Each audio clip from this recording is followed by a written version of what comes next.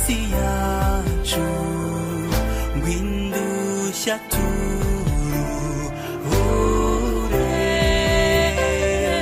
na cya kirara cy'inzererezi rwatumye sacyakira ingoma zose zo mw'isi yacu zijya zihita zishiraho abanga imana ntibayisengero bazapfa bose be kwirikwa nyamara urwo rukundo rw'Imana rutagira akagero urwidukunda twabari mw'isi nirwo rutaza shira mbese urukundo rw'Imana yacu rwagereranywa n'iki ijuru n'isi baruririmbe kugeza iteka ryose inyanja zose zaba nka wino ijuru rikaba impapuro ibyasi nabyo wakabigira byose uducu twabanditse ab'isi bose bakandikaho iby'urukundo rwayo ntibabimara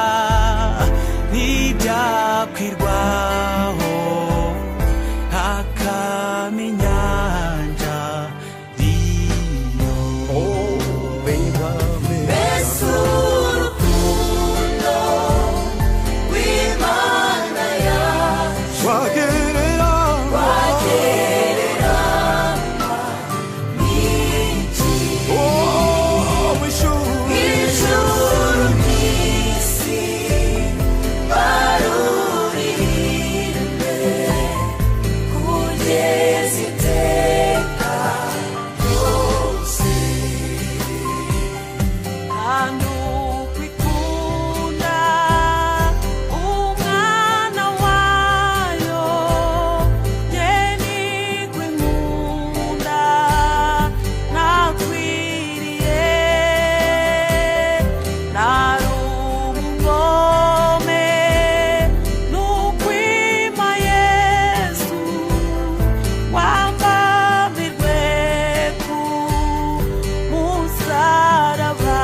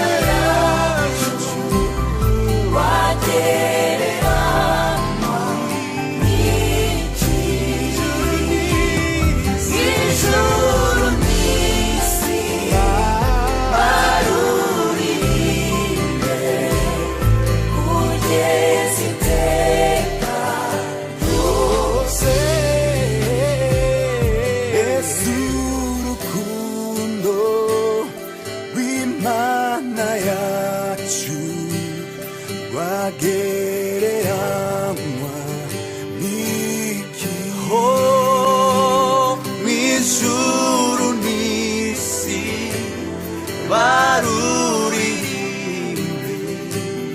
kugeza iteka